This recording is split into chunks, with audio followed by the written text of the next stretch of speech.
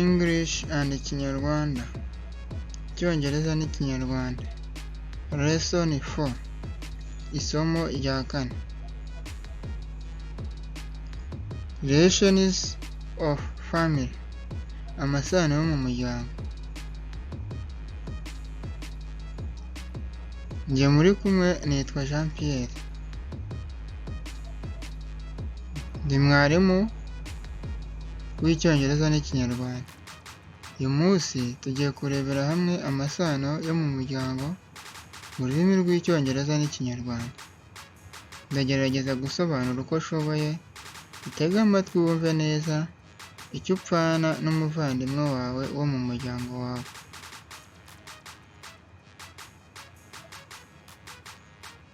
Let's start our course. Reka dutangire isomo ryacu.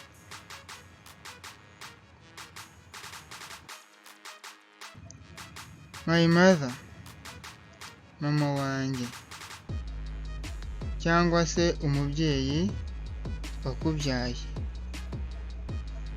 w'umumama, aba ari mama wawe. My father, papa wanjye, cyangwa se umugabo wakubyaye.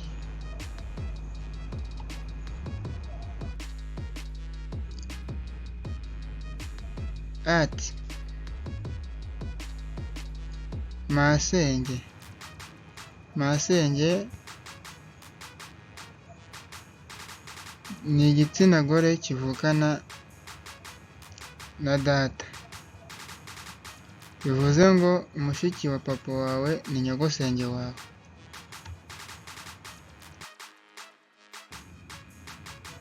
Cousin, mubyara. Cousin ni mubyara w'umuntu, akaba ari umwana wa nyogosenge wawe. Umwana wa masenge ni mubyara wanjye.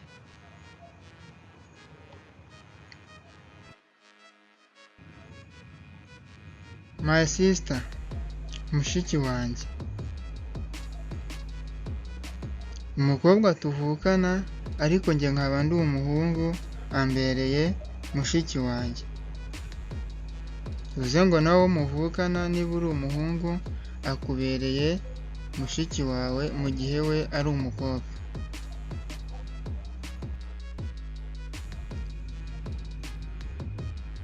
Nephew, umwishywa. Umwishywa ni umwana wa mushiki wawe. Bivuze ngo umwana wa mushiki wanjye aba ari mwishywa wanjye.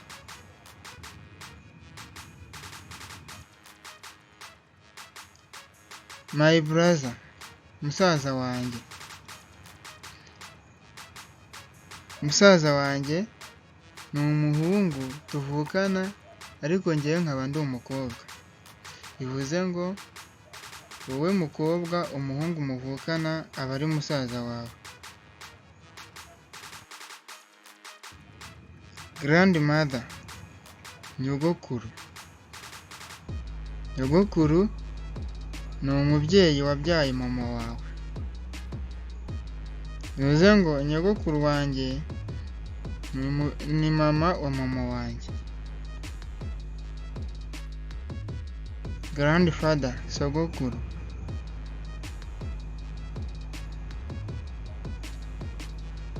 Sogokuru ni umubyeyi wabyaye papa wanjye, cyangwa se umubyeyi wabyaye papa wawe aba ari sogokuru wawe. Big brother or big sister. Big brother ni mukuru wanjye ariko w'igitsina gabo, nanjye nkaba ndi umugabo. Niba ndi umuhungu, umuntu tuvukana wavutse mbere yanjye ni mukuru wanjye. Big sister ni mukuru wanjye ariko njyewe nkaba ndi umukobwa. Niba uri umukobwa, umukobwa muvukana wavutse mbere yawe bamwita mukuru wawe, akaba ari big sister mu rurimi rw'icyongereza. Little brother or little sister. Little brother ni murumuna wanjye mu gihe ndi igitsina gabo nawe akaba igitsina gabo. Little sister ni murumuna wanjye mu gihe ndi igitsina gore nawe akaba ari igitsina gore ariko muruta. Bivuze ngo no kuri little brother ngomba kuba uwo murumuna wanjye muruta. Ntabwo umuntu yaba murumuna wawe yaravutse mbere yawe, ibyo yaba ari amakosa. Mother in law, nyirabukwe. Bivuze ngo mabukwe wanjye ni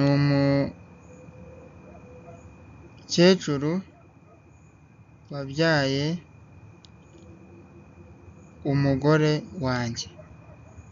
Niba ndi umugabo, umugore wanjye mama we ambereye mabukwe.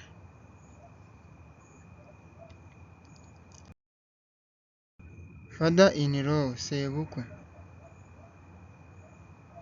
Sebukwe cyangwa se databukwe ni umubyeyi wabyaye umugabo wanjye. Niba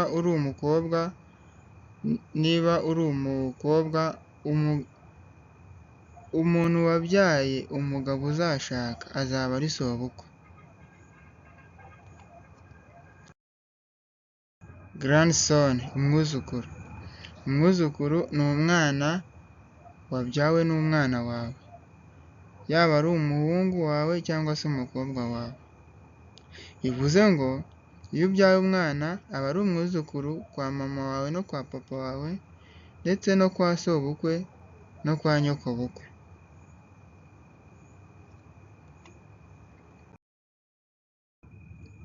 Great grandson, umwuzukuruza.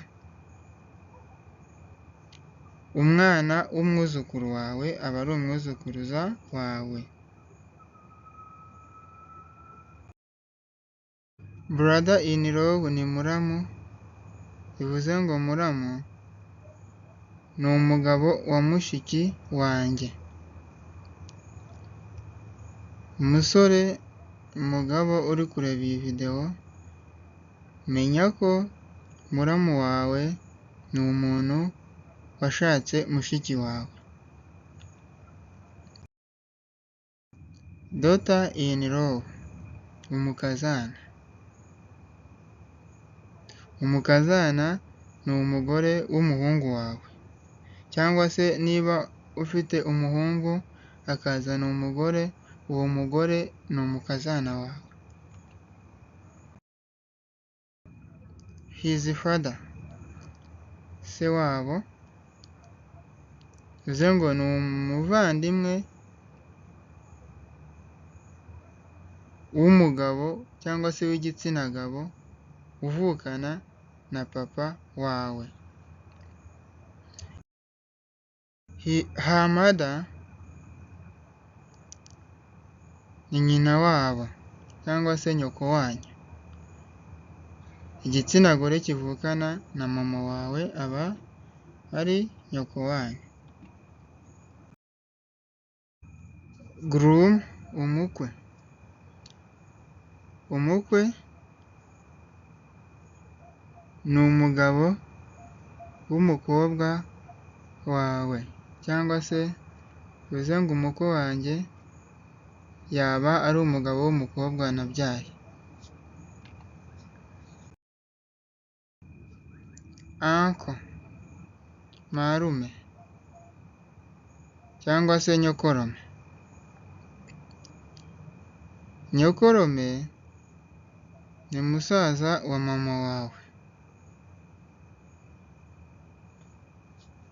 Bivuze ngo marume wanjye ni musaza wa mama wanjye. First born, ifura. Ifura ni umwana wavutse bwa mbere mu muryango. The youngest, bucura. Bucura ni umwana mutoya mu muryango. Uwo babyaye nyuma niwe bita the youngest. Thank you to be with me. May God bless you. See you next lesson. Mwakoze kubana nanjye. Imana ibahe umugisha. Tuzasubire mu isomo ritaha. Bye bye. Yari Teacher Jean Pierre.